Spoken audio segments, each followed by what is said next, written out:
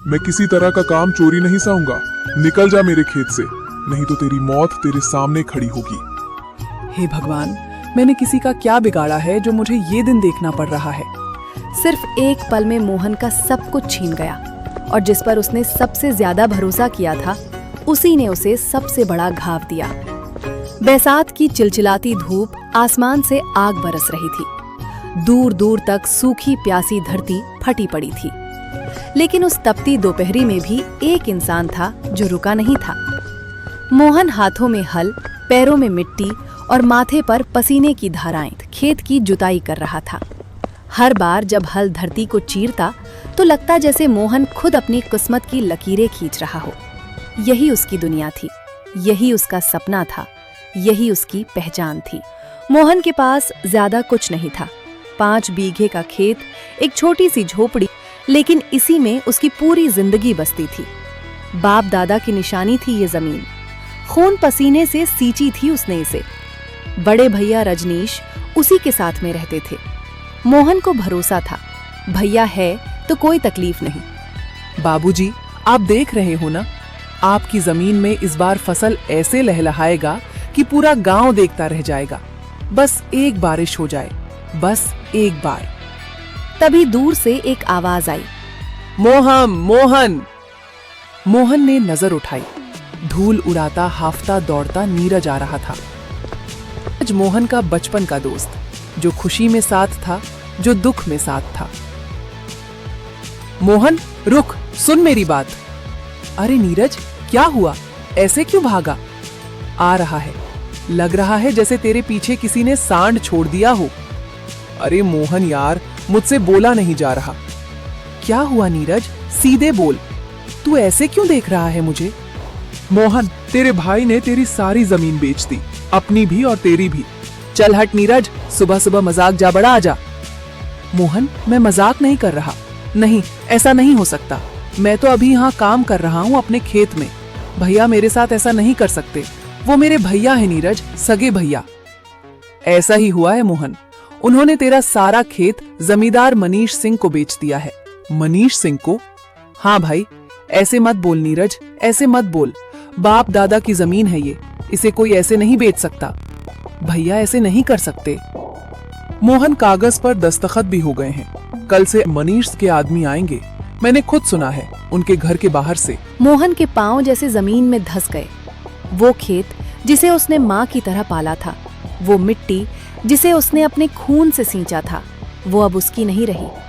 उसने एक बार अपने खेत को देखा, लहलहाती मिट्टी, जुती हुई कतारें, आंखें भर आईं।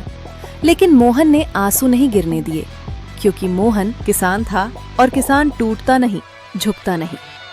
मोहन, मुझे भैया से मिलना होगा। नीरज की बात सुनते ही मोहन के पांव खुद ब खुद दौड़ने लगे। खेत की मिट्टी, हल, सब वही छूट गया। बस एक ही धुन थी मन में, भैया से मिलना है, सच जानना है। धूप में दौड़ते दौड़ते जब वो घर की दहलीज पर पहुंचा तो सांस फूली हुई थी। पसीना माथे से गालों तक बह रहा था।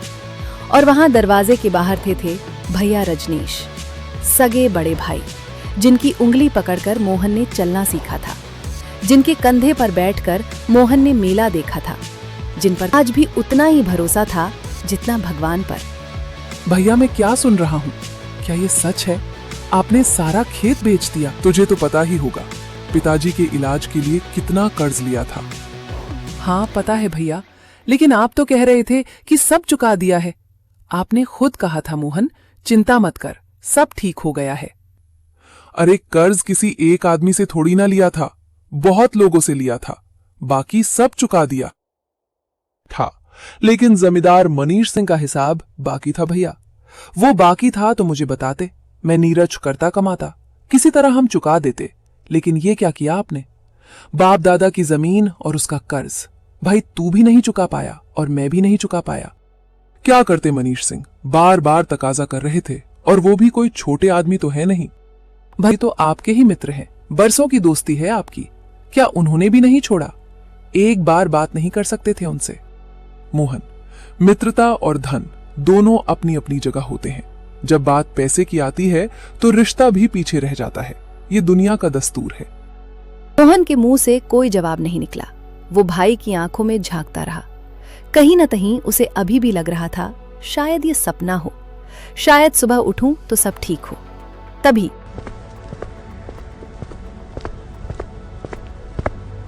लो, मनीष सिंह जी आ गए। अब आप ही सारी बात दाद दीजिए इसे। अरे अच्छा हुआ मोहन और रजनीश तुम दोनों यहीं मिल गए। मैं तो भाई तुम लोगों से मिलने आया था। और बताओ कैसे हो दोनों भाई? मनीष सिंह जी, क्या ये सच है कि हमारा खेत आपके नाम हो गया है? अरे मोहन भाई, ये तुम कैसी बातें करते हो? तुम्हारे भैया ने खुद आकर मेरे से कहा, मनीष सिंह भाई कर्जा चुकाना है, जमीन ले लो। मैंने तो बस उनकी इज्जत रखी है। लेकिन जमींदार जी, उसमें मेरा भी तो हिस्सा था। बाप दादा की निशानी थी वो। मनीष सिंह कागज पर दस्तखत हो गए हैं और तुम्हारे भैया ने ही किए हैं। अब मैं क्या करूं? ठीक है जमींदार जी, ठीक है। मैं बस पता कर रहा था कि क्या ये सच है। आपसे मेरा कोई विरोध नहीं है। आपने पैसा दिया था तो वो आपका ही था। मनीष सिंह चतुर था। वो जानता था कि अभी लड़ाई करने का वक्त नहीं। मनीष से जैसे आदमी से सीधी टक्कर लेना कुएं में कूदने जैसा होता। पहले सच समझना जरूरी था। लेकिन मनीष सिंह को ये शांति पसंद नहीं आई। तभी पास से 2 गांव वाले गुजर रहे होते हैं। मनीष सिंह की आवाज अचानक ऊंची हो जाती है। अरे सुनो भाई लोगों, सुनो, देखो इन्हें। ये मोहन और इसके भैया हैं। इनसे सबक लो। साल दर साल कर्ज लेते रहे, खाते रहे, और जब चुकाने का वक्त आया तो मुकरने लगे हैं। क्या हुआ मनीष सिंह? क्या होगा भाई, यही तो होगा। कर्जा लो, वापस मत करो, और जब मांगो तो कहो हमें नहीं पता, हमने नहीं लिया। इन लोगों का यही चरित्र है। गंदा खून है इनका। बाप भी ऐसा था और बेटे भी ऐसे हैं। गंदा खून। ये 2 शब्द मोहन के कानों में पिघले लोहे की तरह उतरे। पिताजी का नाम, उनकी नीरज, उनकी ईमानदारी, और ये आदमी उन्हें उनके मरने के बाद इस तरह बेइज्जत कर रहा था। मोहन की मुट्ठियां भिज गईं, आंखें लाल हो गईं, होठ कांपने लगी। लेकिन गांव वाले मनीष सिंह की बात सुन रहे थे। फुसफुसाहटें शुरू हो गई थी। कुछ लोग सिर हिला रहे थे, कुछ नजरें चुरा रहे थे।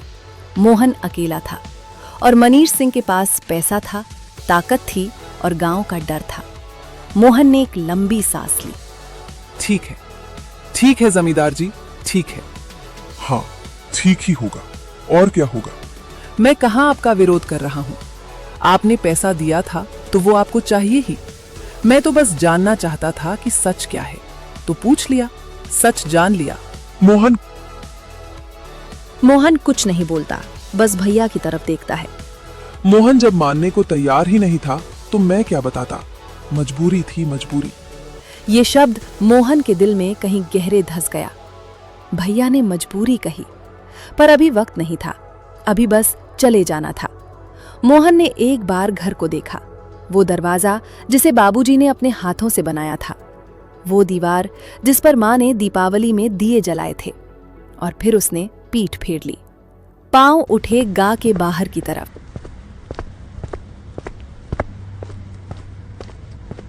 जहां एक पुरानी टूटी झोपड़ी थी जो अब उसका घर था। मोहन जा ही रहा था कि पीछे से आवाज आई, अरे मोहन सुनो भाई, रुको रुको। देखो भाई, ये खेत मैंने हमेशा के लिए थोड़ी ना लिया है तुमसे। तुम चाहो तो पैसे लौटाकर वापस ले सकते हो। मेरी तरफ से कोई रोक टोक नहीं है। मोहन फिर भी नहीं पलटता। और हाँ, अगर काम की जरूरत पड़े, रोजी रोटी की दिक्कत हो, तो मेरे यहाँ काम कर सकते हो। मैं इतना बुरा थोड़ी ना हूं। दरवाजे बंद नहीं किए तुम्हारे लिए। हाँ। मोहन रुका रहा। 1 पल, 2 पल, 3 पल। फिर उसने गर्दन घुमाई और मनीष सिंह की आंखों में सीधे देखा। शुक्रिया जमींदार जी, लेकिन जो जमीन मेरे बाप दादा ने अपने पसीने से सींची, उसे मैं किसी के एहसान से नहीं लूंगा, अपनी नीरज से लूंगा। और आपके यहाँ काम जमींदार जी, जिस खेत में मैं मालिक था, उसमें मजदूर बनने से अच्छा है कि मैं भीख ही मांग लूं। राम राम। पलटकर चलने लगता है। मनीष सिंह के चेहरे पर मुस्कुराहट जम गई। वो जवाब उसे पसंद नहीं आया, लेकिन वो कुछ बोल नहीं सका। लेकिन जैसे ही वो मोड़ पर मुड़ा और नजरों से ओझल हुआ, 2 चेहरों पर मुस्कुराहट खिल गई। वो मुस्कुराहट जो किसी खुशी से नहीं आती, वो मुस्कुराहट जो तब आती है जब कोई चाल कामयाब हो जाए। देखा मनीष सिंह, देखा कितनी आसानी से हो गया सब। अरे हाँ रजनीश, तेरा भाई बड़ा ईमानदार है और ईमानदार आदमी दुनिया में सबसे ठगा जाता है। यार मैंने सगे भाई को धोखा दिया है और इतनी सफाई से दिया कि उसे खुद पर शक होने लगा। यही तो कमाल है तेरा। जब मैंने गांव वालों के सामने उसे बेइज्जत किया तो भी वो लड़ा नहीं मुझसे, चुपचाप चला गया। अरे भाई, ऐसे भोले इंसान को तो भगवान भी ठग ले। रजनीश हंस रहा था।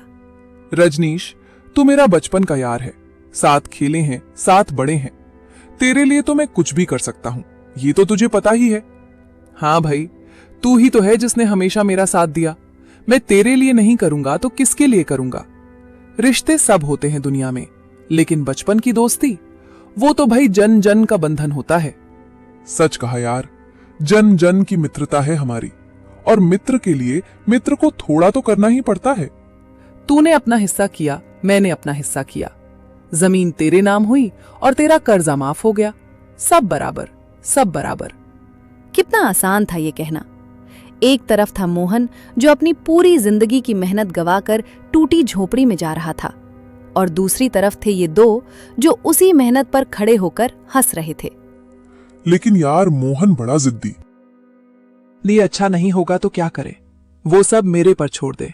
बस तू साथ रहना। मोहन को खुद इस गांव से निकलना पड़ेगा, इस तरह कि वो खुद जाना चाहे। और जब इज्जत ना हो, जब रोटी ना हो, जब दरवाजे बंद हो जाएं, तो कोई भी गांव छोड़ देता है भाई।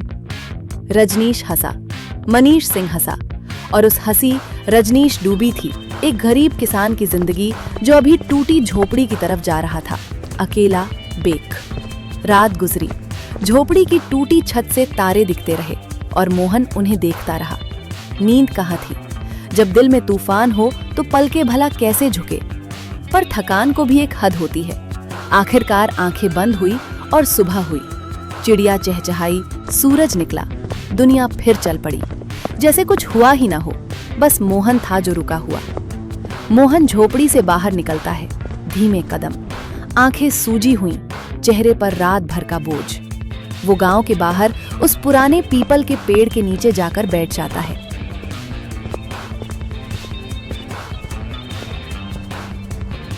वो पेड़ पुराना। हाँ, अनीता आती है, हाथ में एक छोटी सी पोटली, चेहरे पर चिंता। मोहन यहाँ बैठे हो? सुबह से खाना नहीं खाया होगा। भूख नहीं है अनीता। ये भूख नहीं है या कुछ और है? मोहन, मुझसे बात करो। इतने उदास क्यों हो?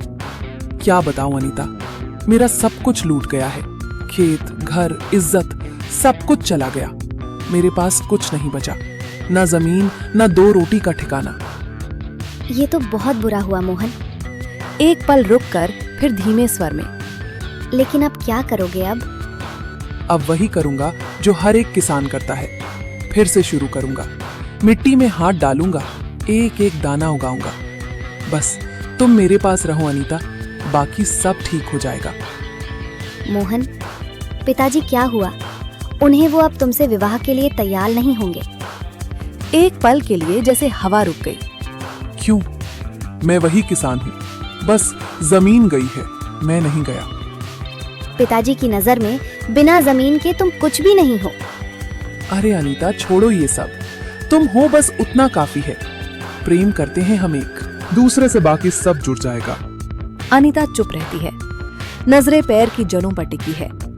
अनीता, प्रेम है ना हमारा, फिर डर किस बात का? अनीता की आंख से एक आंसू गिरता है। प्रेम है मोहन, बहुत प्रेम है, लेकिन क्या? अनीता, प्रेम से पेट नहीं भरता। हमें जीने के लिए धन की जरूरत पड़ेगी। रोटी चाहिए, छत चाहिए, और तुम्हारे पास अभी कुछ नहीं है। मतलब साफ है मोहन, मैं तुम्हारे साथ नहीं रह सकती। उन शब्दों ने वो किया जो मनीष सिंह नहीं कर पाया, जो रजनीश नहीं कर पाया। मोहन टूट गया भीतर से, चुपचाप। तो तुम भी, पहले जमींदार ने जमीन छीनी, फिर गांव ने इज्जत छीनी, और अब तुम? आंखें भर आती है, लेकिन आंसू नहीं गिरता। अनीता, मैंने सोचा था साथ चला जाएगा, पर तुम रहोगी, बस एक तुम। अनीता वहां से चल पड़ती है। माफ कर देना मोहन। मोहन वहीं बैठा रहा, पीपल के पत्ते हवा में हिले। एक पत्ता टूट टूट कर उसकी गोद में गिरा। मोहन ने उसे उठाया, देखा और मुट्ठी में भी लिया। जो इंसान जमीन जाने पर नहीं रोया, जो भाई के धोखे पर नहीं रोया, जो गांव की बेइज्जती पर नहीं रोया, वो आज रो पड़ा। क्योंकि कुछ दर्द ऐसे होते हैं जो जमीन से नहीं, दिल से उठते हैं। अनिता के जाने के बाद मोहन बहुत देर तक उस पीपल के नीचे बैठा रहा। दिल टूटा था, हौसला डगमगाया था, लेकिन पेट की भूख वो किसी के टूटने का इंतजार नहीं करती। मोहन उठा, आंखें पोंछी और सीधे चल पड़ा मनीष सिंह की हवेली की तरफ।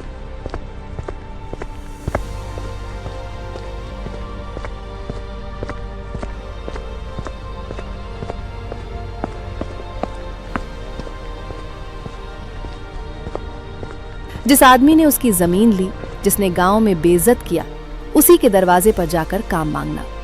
लेकिन क्या करता, भूख के आगे स्वाभिमान भी झुकता है। ये दुनिया का सबसे कड़वा सच है। जमींदार जी, काम चाहिए था। अरे मोहन आ गए। कल तो बड़ी अकड़ रहे थे, अपनी मेहनत से लूंगा जमीन वापस। एक रात में अकड़ निकल गई। चुप रहता है।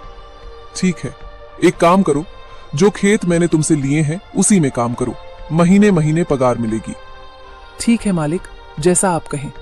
और यूं मोहन उसी जमीन पर मजदूर बन गया जिसे उसने अपने हाथों से जोता था।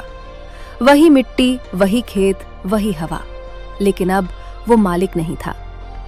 दोपहर का वक्त, चिलचिलाती धूप। मोहन सुबह से लगातार काम कर रहा है। हल चलाया, बीज बोए, पानी दिया।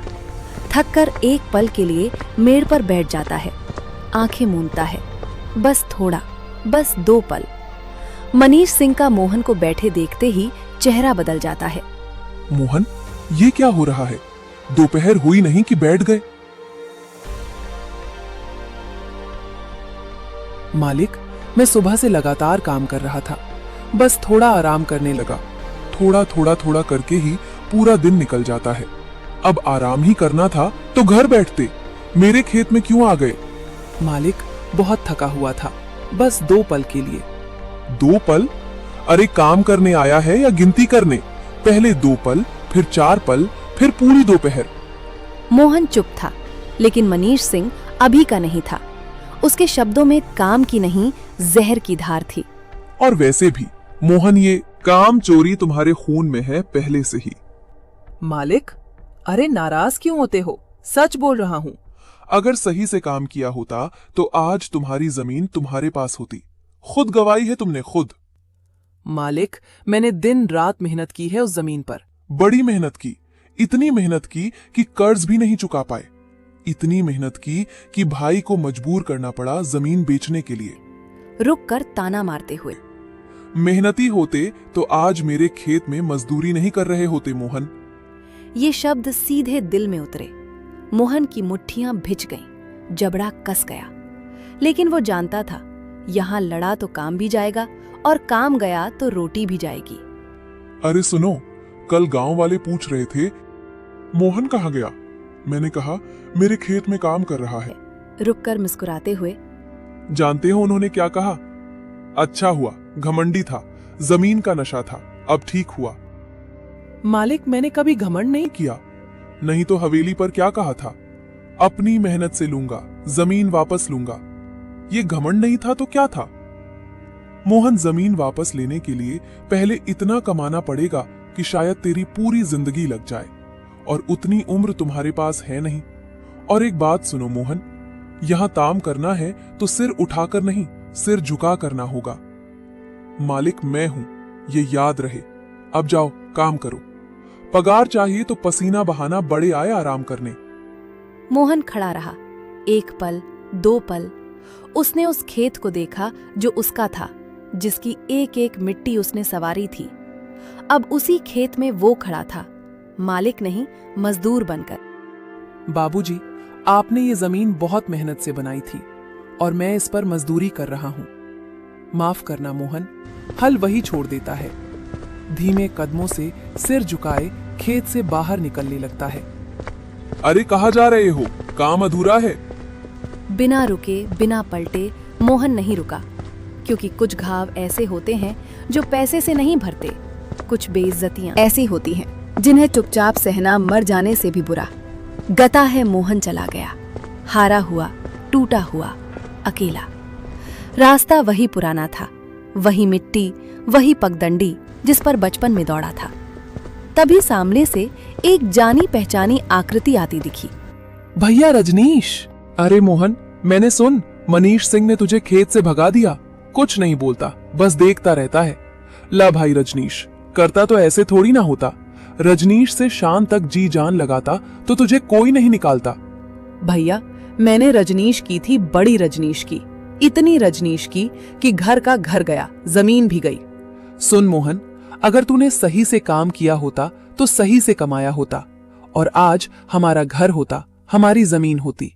लेकिन तेरी कमी की वजह से, तेरी लापरवाही की वजह से हमने सब कुछ खो दिया। भैया, बाबूजी याद है, कहते थे बेटा जमीन माँ होती है, उसे कभी मत छोड़ना। अब बाबूजी को बीच में मत लाओ। क्यों भैया, डर लगता है उनकी याद से? मनीष सिंह का चेहरा बदलता है। अब इतनी अफसोस नहीं, सीधी कठोरता। देख मोहन, बहुत हो गया। अब तो इस गांव में दिखना भी मत, समझा भैया?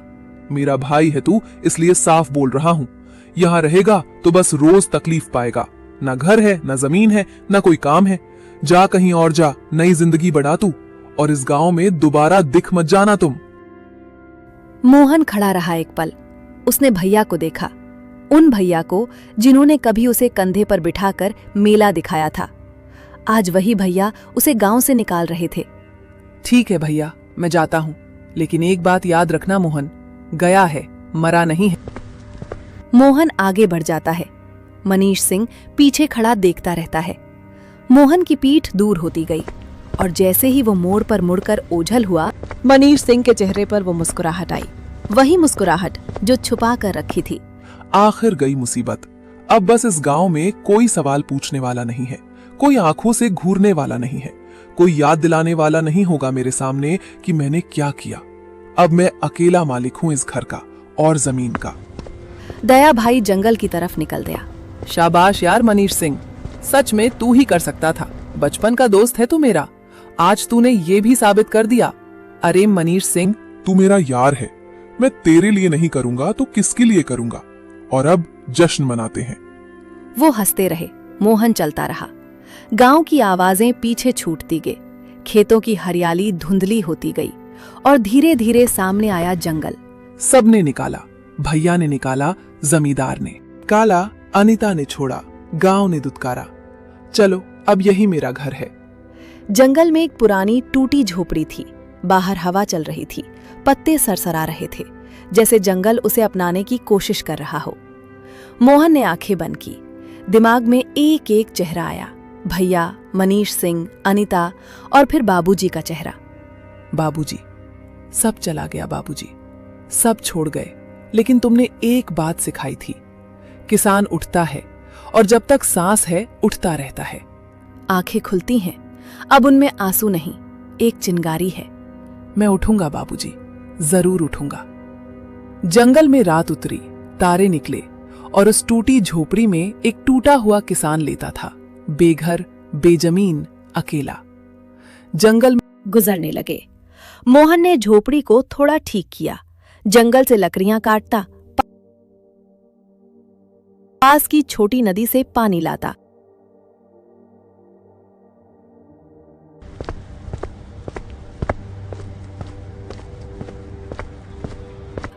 जो मिलता उसी में गुजारा करता। एक दिन मोहन झोपड़ी के भीतर बैठकर खाना खा रहा था, थोड़े से चावल, बस इतना ही था। तभी बाहर से एक कमजोर कांपती आवाज आई। बेटा, कुछ खाने को दे दो, बहुत भूखा हूं। मोहन बाहर निकला। दरवाजे पर एक बाबा खड़े थे, सफेद दाढ़ी, लेकिन चेहरे पर एक अजीब सी शांति थी। बताइए बाबा, मैं आपकी क्या सेवा कर सकता हूँ? बेटा, बस थोड़ा खाना चाहिए, कई कोस से चल रहा हूँ, पांव थक गए हैं। आइए बाबा, अंदर आइए। मोहन ने बाबा को भीतर बिठाया। वो चावल जो उसके लिए थे वही बाबा के सामने रख दिए। साथ में जो थोड़ी सब्जी थी वो भी बाबा ने खाया। बेटा, तुमने तो सारा खाना मुझे दे दिया है, तुम क्या खाओगे? बाबा, मेरा क्या है, मैं कल खा लूंगा। लेकिन बेटा, बाबा मैं समझ सकता हूँ बिना खाए कैसा लगता है।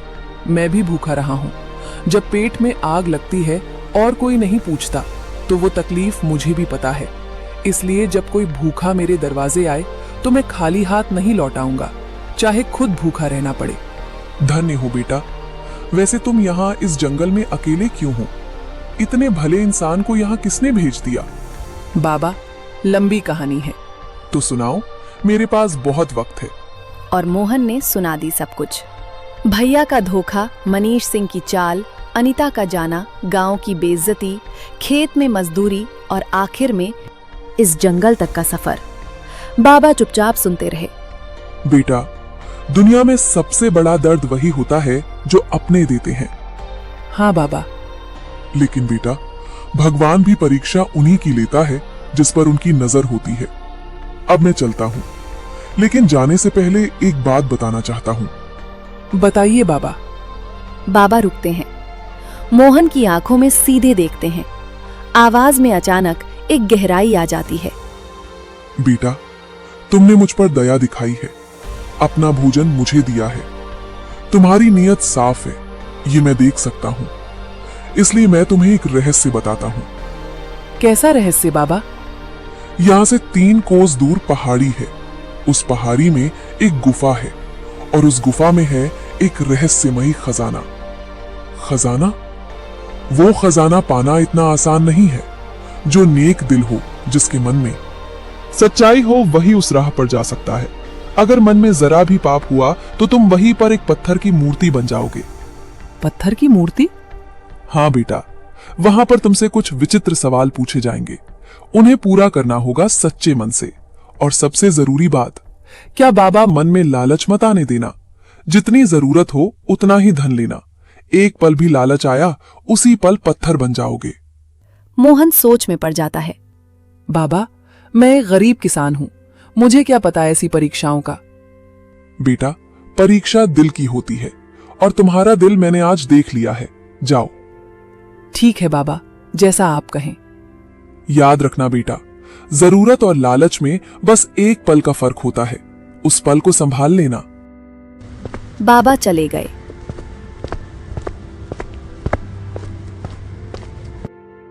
धीरे धीरे जंगल की राह में मोहन वहीं खड़ा रहा। मन में हजार सवाल थे, लेकिन दिल में पहली बार बहुत दिनों बाद एक हल्की सी उम्मीद जागी थी। बाबूजी शायद आपने ही भेजा होगा उन्हें। कल जाऊंगा उस पहाड़ी पर। रात फिर उतरी जंगल पर। आज मोहन की आंखों में नींद थी और सपनों में थी एक उम्मीद। सुबह हुई, मोहन उठा, मुंह धोया और चल पड़ा उस पहाड़ी की तरफ जो बाबा ने बताई थी। रास्ता आसान नहीं था, कांटेदार झाड़ियां, पथरीली राह, चराई, लेकिन मोहन के पांव नहीं रुके। जो इंसान सब कुछ खो चुका हो, उसे कांटों से क्या डर। 3 कोस चलने के बाद सामने दिखी वो पहाड़ी और उसके बीचों बीच एक गुफा का मुंह, अंधेरा, गहरा, रहस्यमयी। बाबा ने कहा था, लालच नहीं। ठीक है, जो होगा देखा जाएगा। तो दोस्तों, मोहन के मन में लालच आएगा या नहीं, कमेंट्स में बताओ और कहानी के अंत तक जरूर बने रहें। मोहन गुफा के भीतर कदम रखता है। भीतर अंधेरा था। सामने दिखी एक की मूर्ति। मोहन रुक गया, मूर्ति को देखता रहा। चारों तरफ नजर घुमाई, कुछ नहीं था, बस वही मूर्ति और सन्नाटा। कोई है? कोई है? कोई है यहां? फिर अचानक गुफा में एक सुनहरी रोशनी फैलती है। जमीन पर स्वर्ण मुद्राओं का ढेर प्रकट होता है, चमकता हुआ, दमकता हुआ। तभी एक गहरी गूंजती आवाज आती है, जैसे पहाड़ खुद बोल रहा हो। तुम चाहो तो ये सारा खजाना अपने साथ ले जा सकते हो। मोहन की नजर उस ढेर पर जाती है और फिर हट जाती है। नहीं, मुझे इतना सारा खजाना नहीं चाहिए। तुम्हारे अंदर जरा सा भी लालच नहीं दिख रहा। फिर भी मैं तुम्हारी मदद कर सकता हूं, लेकिन उसके लिए तुम्हें मेरे 3 विचित्र सवालों के जवाब देने होंगे। सोच समझ कर जवाब देना। गलत जवाब पर अंजाम तो जानते ही होगे। पूछिए, क्या है वो 3 सवाल? गुफा में एक अजीब सी हलचल हुई, जैसे हवा भीतर से आ रही हो। और फिर पहला सवाल गूंजा। पहला सवाल ऐसा क्या है जो बिना बुलाए आता है और किसी के रोकने से रुकता नहीं और किसी से किसी प्रकार का भेदभाव नहीं करता, न राजा, न रंक, न मनीष, न गरीब। मौत। मौत बिना बुलाए आती है, कोई रोक नहीं सकता और वो किसी से भेदभाव भी नहीं करती। राजा हो या भिखारी, सबको बराबर समझती है। ना कोई छोटा होता है, ना कोई बड़ा होता है। बिल्कुल सही जवाब। अब दूसरा सवाल, ऐसा क्या है जो कभी बूढ़ा नहीं होता, जिसका ना कभी बंटवारा होता है? ज्ञान। क्या नजर अमर है? वो कभी बूढ़ा नहीं होता, उसका बंटवारा नहीं होता। मुझे तुमसे यही उम्मीद थी। अब तीसरा और आखिरी सवाल, कान है पर बहरी है, मुंह है पर मौन है, आंखें हैं पर अंधी है, बताओ वो कौन है? ये सवाल जरा अटका। मोहन ने आंखें बंद की, सोचा। पुतला। पुतला के पास कान, मुंह और आंखें होती हैं, लेकिन ये कुछ सुन बोल नहीं सकता और ना ही देख सकता है। तुमने तीनों सवालों के जवाब दे दिए हैं, सच्चे मन से, बिना किसी लालच के। मैं तुमसे संतुष्ट हूं मोहन। अब जाओ। मोहन, इस खजाने में से जितनी जरूरत है उतना ले लो, ना कम ना ज्यादा। मोहन की आंखों में चमक थी, लेकिन लालच नहीं। उसने सोचा, घर चाहिए, थोड़ी जमीन चाहिए, खाने का इंतजाम चाहिए, बस। उसने हाथ बढ़ाया और उतनी ही मुद्राएं उठाईं जितनी उसकी जरूरत थी, ना एक ज्यादा। बहुत बहुत धन्यवाद। जा बेटा, और याद रखना, धन से घर बनता है, लेकिन इंसानियत से जिंदगी।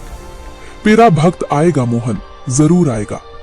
रोशनी धीरे धीरे बुझ गई। गुफा फिर से अंधेरी हो गई। मोहन गुफा से बाहर निकल आया। बाबूजी, अब देखना मोहन लौट रहा है। वो किसान जो टूटा था, बिखरा था, अकेला था, आज उसके हाथ में था खजाना। लेकिन असली खजाना वो मुद्राएं नहीं थी। जब मोहन जंगल में अपनी किस्मत से लड़ रहा था, उधर गांव में एक और कहानी चल रही थी। रजनीश घर पहुंचता है। मनीष सिंह का आदमी खड़ा होता है। ये क्या है? तुम यहाँ क्या कर रहे हो? ये घर अब जमींदार साहब का है, हटो यहाँ से। ये मेरा घर है। मनीष सिंह ने क्या कहा? जमींदार साहब ने कहा है, जमीन भी उनकी है, घर भी उनका है, और कागज पर दस्तखत भी तुमने खुद किए थे। रजनीश के पांव तले जमीन खिसक गई। वो सीधे मनीष सिंह की हवेली की तरफ चला गया। मनीष सिंह, ये तूने मेरे साथ अच्छा नहीं किया। मेरा घर है, मेरी जमीन है, सब छीन लिया। छीना नहीं रजनीश, लिया है मैंने। कागज पर तेरे दस्तखत हैं। तू मेरा मित्र है, बचपन का यार। तूने ये क्या किया? मित्रता और धन अपनी अपनी जगह होते हैं रजनीश, ये तूने ही कहा था, याद है ना? तू बेईमान है मनीष सिंह, बेईमान। तेरी वजह से मैंने अपने सगे भाई को खो दिया और तूने मुझे ही धोखा दे दिया। रजनीश, मैंने तुझे नहीं कहा था कि अपने भाई को धोखा दे। तू खुद आया था मेरे पास। तूने खुद मोहन की जमीन हड़पने के लिए चाल चली थी, और जब मैं झूठ बोलकर मोहन की जमीन ले सकता हूं तो तेरी भी ले सकता हूं। इसमें नया क्या है? सच सामने था, नंगा, बेरहम, साफ। रजनीश ने जो बीज बोया था, वो फसल आज काटनी पड़ रही थी। मैं समझ गया, मैं सब समझ गया। भगवान ने मुझे मेरे ही कर्मों की सजा दी है। अरे रजनीश, तू मेरा पुराना यार है, यूं ही थोड़े भदाऊंगा। चल, मोहन की तरह मेरे खेत में काम कर ले, पगार मिलेगी, रोटी मिलेगी। क्या बोलता है? मंजूर है। तेरे जैसे बेईमान आदमी के यहाँ काम करने से अच्छा है मैं भीख मांग लूंगा। मुझे बेईमान कहता है? हाँ, बेईमान। और पहले खुद को देख, तू तो मुझसे भी बड़ा बेईमान निकला।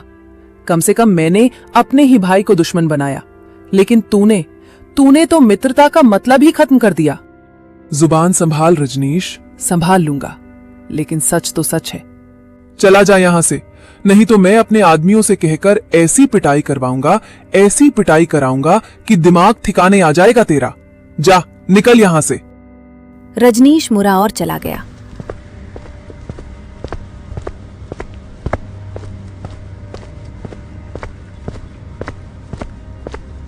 कोई घर नहीं, कोई जमीन नहीं, कोई मित्र नहीं। जो इंसान कल तक दूसरों को बेघर कर रहा था, आज खुद बेघर था। जिन लोगों के सामने कल वो अकर कर चलता था, आज वही लोग उसे देखकर मुंह फेर लेते थे। रजनीश का सिर झुक गया था। भूख थी, प्यास थी और सबसे बड़ा दर्द था पछतावा।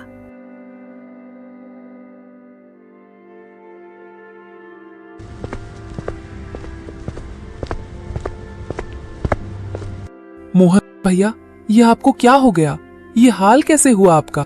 और फिर वो सब टूट गया जो रजनीश ने भीतर दबा कर रखा। मोहन, मनीष सिंह ने मेरा सब कुछ छीन लिया, घर भी, जमीन भी। मैं बर्बाद हो गया मोहन, मैं बर्बाद हो गया। मैंने तेरे साथ जो भी किया था उसके लिए मुझे माफ कर दे। मैं तेरा गुनहगार हूं। मैंने अपने सगे भाई को ही धोखा दिया।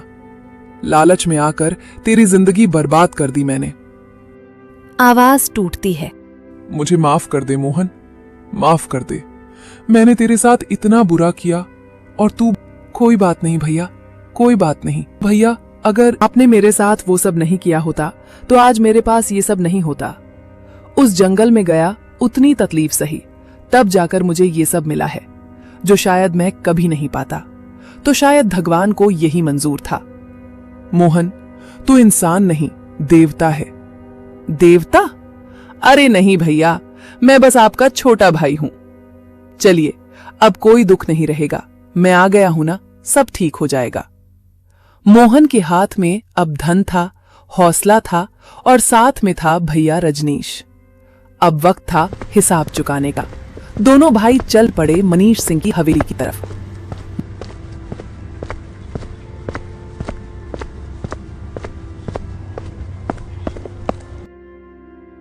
मोहन, तू वापस आ गया?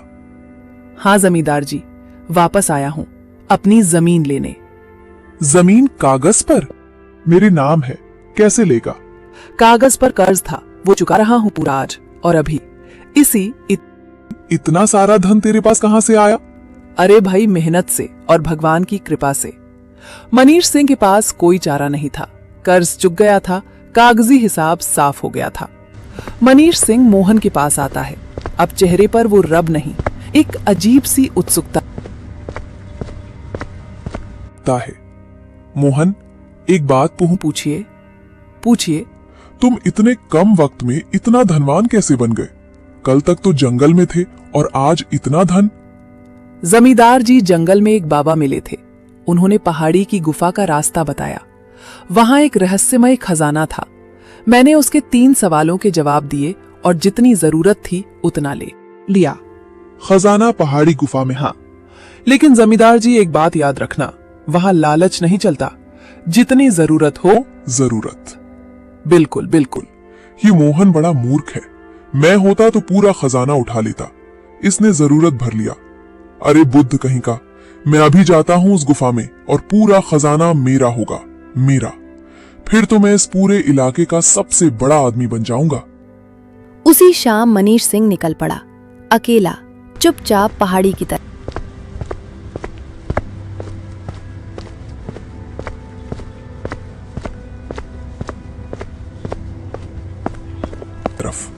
हाँ, ये सब तो मेरा है।